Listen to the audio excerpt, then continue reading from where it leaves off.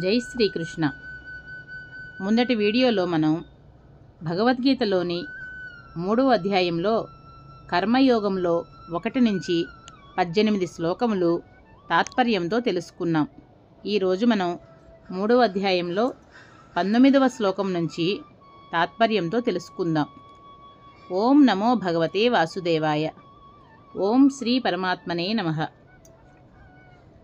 తస్మాదసక్తః సతతం కార్యం కర్మ సమాచర అసక్తో హ్యాచరన్ కర్మ పరమాప్నోతి పూరుషః.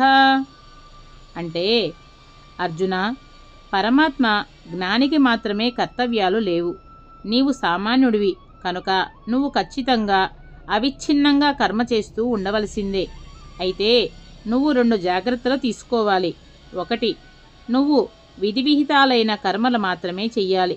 2, వాటిని కూడా ఫలాసక్తి రహితంగా చెయ్యాలి. అలా చేస్తే ఏ మనిషైనా సరే క్రమంగా పరమాత్మను అందుకుంటాడు. కర్మణైవ హి సంసిద్ధిం ఆస్థితా జనకాదయః లోక సంగ్రహమేవాపి సంపశ్యన్ కర్తుమర్హసి.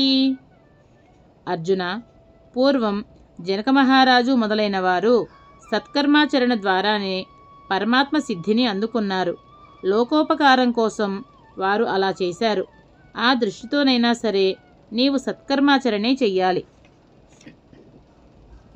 యద్యదాచరతి శ్రేష్ఠః తత్తదేవేతరో జనః స యత్ప్రమాణం కురుతే లోకస్తదనువర్తతే. అర్జున, సమాజంలో శ్రేష్ఠులైన వారు ఏమి చేస్తారో దానినే ఇతరులు కూడా అనుకరిస్తారు. ఆ శ్రేష్ఠులు ఏ శాస్త్రాన్ని ప్రమాణంగా స్వీకరిస్తారో దానిని ఇతరులు కూడా అనుసరిస్తారు. కనుక నీలాంటి శ్రేష్ఠుడు కర్తవ్య నిర్వహణ విషయంలో జాగరూకుడై ఉండాలి. నమే పార్థాస్తి కర్తవ్యం త్రిషు లోకేషు కించన నానవాప్తమవాప్తవ్యం వర్త ఏవ చ కర్మణి. అర్జున, ఈ ముల్లోకాల్లోనూ నాకు కర్తవ్యమైన కర్మ కానీ దాని చేత పొందవలసిన ఫలితం కానీ కొంచెం కూడా లేవు. పైగా నేను పొందని సుఖం అంటూ ఏది ఈ ముల్లోకాలలో లేనే లేదు. అయినా కూడా నేను నిత్యము కర్మయోగ నిష్టలో ఉంటున్నాను. యది హ్యహన్న వర్తేయ జాతు కర్మణ్యతంద్రితః మమ వర్త్మానువర్తంతే మనుష్యాః పార్థ సర్వశః. అర్జున, నేను సోమర్తనం లేకుండా ఎల్లప్పుడూ సత్కర్మాచరణ చేస్తూ ఉండకపోతే ఈ మానవులు నా మార్గాన్నే అనుసరించి సత్కర్మాచరణ మానివేస్తారు. ఉత్సీదేయురిమే లోకాః న కుర్యాం కర్మ చేదహం సన్కరస్య చ కర్తా స్యాం ఉపహన్యామి మాః ప్రజాః. అర్జున, నేను సత్కర్మాచరణ చేయకుండా ఉండినట్లయితే నేను సమాజంలోని వ్యవస్థలకు సాంకర్యం కలిగించిన వాడినే అవుతాను. దానివలన సమాజంలోని మానవులంతా నశించిపోతారు. ఆ విధంగా నేను ప్రజలను చెడగొట్టిన వాడిని అవుతాను. సక్తాః కర్మణ్య విద్వాంసః యథా కుర్వంతి భారత కుర్యాద్విద్వాంస్తథా సక్తః చికీర్షుర్లోక సంగ్రహం. అర్జున, జ్ఞానసిద్ధి లేని సామాన్య సంసారులు కూడా కర్మాచరణం ఎంత శ్రద్ధగా చేస్తారో అంత శ్రద్ధగాను ఫలితాసక్తి లేని జ్ఞానసిద్ధుడు కూడా సత్కర్మలను లోకోపకారం కోసం ఆచరిస్తూనే ఉండాలి.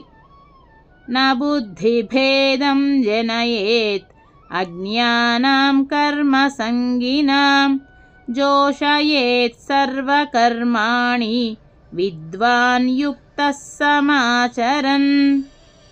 అజ్ఞానులై కామ్యకర్మలలో ఆసక్తి కలిగి ఉన్న సామాన్యుల యొక్క మనస్సులలో జ్ఞానసిద్ధుడైన వాడు గందరగోళం కలిగించకూడదు. అతడు నిష్కాముడై అన్ని పనులు చేస్తూ ఇతరుల చేత కూడా చేయించాలి.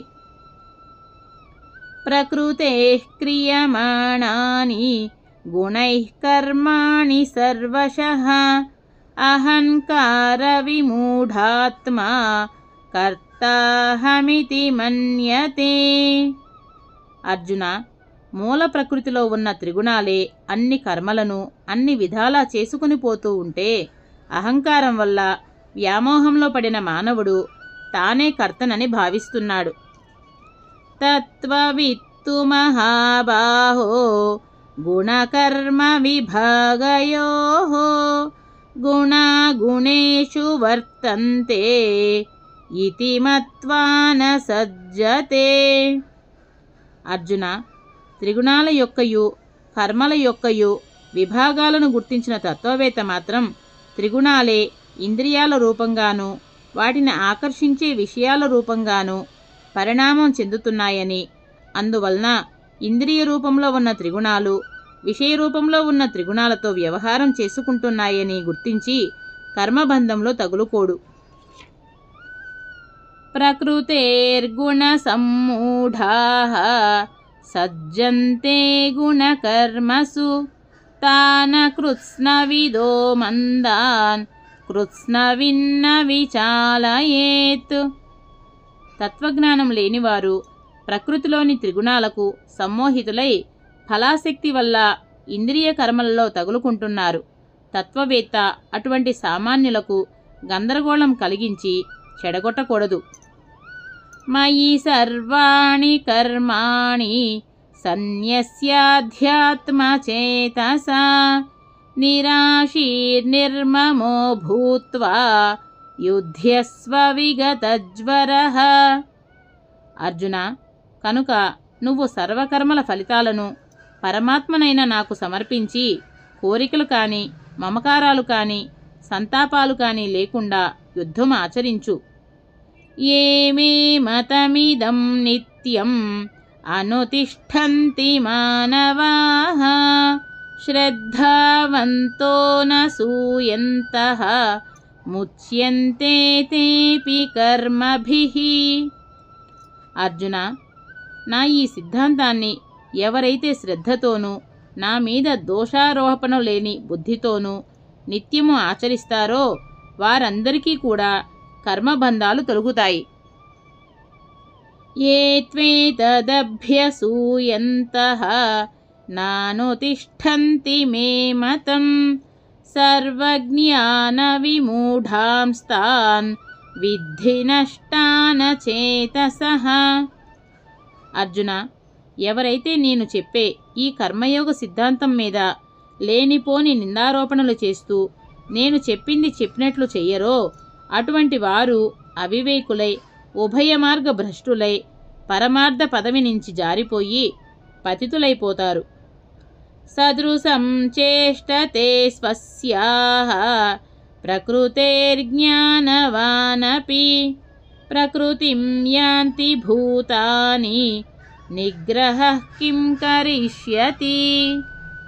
అర్జున, శాస్త్రజ్ఞానం కలవారు కూడా తమ పూర్వజన్మ సంస్కారానికి కట్టుబడి ప్రవర్తిస్తూ ఉంటారు. ఎందుకంటే మానవులంతా కూడా పూర్వ సంస్కారం వల్ల లభించే స్వభావాన్నే పొందుతూ ఉంటారు. అటువంటి వారి మీద ధర్మశాస్త్రాదులు చేసే శాసనం ఏం పనిచేయగలదు? ఇంద్రియస్యేంద్రియస్యార్థే రాగద్వేషౌ వ్యవస్థితౌ తయోర్నవశమాగచ్చేత్ తౌ హ్యస్య పరిపంథినౌ. అర్జున, ఇంద్రియాలలో ప్రతి దానికి వేరే వేరే పదార్థాల మీద రాగద్వేషాలు ప్రకృతి వల్ల ఏర్పడి ఉన్నాయి. వివేకం కలవాడు ఆ రాగద్వేషాల వశంలో పడకూడదు. ఎందుకంటే అవి అతడి శత్రువులు కదా. శ్రేయాన్ స్వధర్మో విగుణః పరధర్మాత్ స్వనుష్ఠితాత్ స్వధర్మే నిధనం శ్రేయః పరధర్మో భయావహః. అర్జున, పరధర్మాన్ని పరిపూర్ణంగా ఆచరించే కంటే కొంచెం లోటుగా ఆచరించినా సరే స్వధర్మమే ఎక్కువ శ్రేష్టమైనది. స్వధర్మంలో ఉంటూ మరణించినా నయమే, పరధర్మం మాత్రం పరమ భయంకరంగా ఉంటుంది. అర్జున ఉవాచ. అర్జునుడిలా పలికాడు. అథ కేన ప్రయుక్తోయం పాపం చరతి పూరుషః అనిచ్ఛన్నపి వార్ష్ణేయ బలాదివ నియోజితః. శ్రీకృష్ణ, మానవుడు వద్దు వద్దు అనుకుంటూనే తప్పులు పాపాలు చేస్తూ ఉండటం కనిపిస్తూ ఉంటుంది. వాడిలో ఏదో శక్తి దూరి వాడిని నిర్బంధించి బలాత్కారంగా ఆ తప్పులు చేయిస్తుందేమో అన్నట్లుగా వాడి పరిస్థితి ఉంది. అలా నిర్బంధించే ఆ శక్తి ఏమిటి?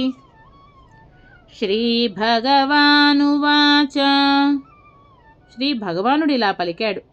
కామ ఏష క్రోధ ఏషః రజోగుణ సముద్భవః మహాశనో మహాపాప్మా విద్యేనమిహ వైరిణం.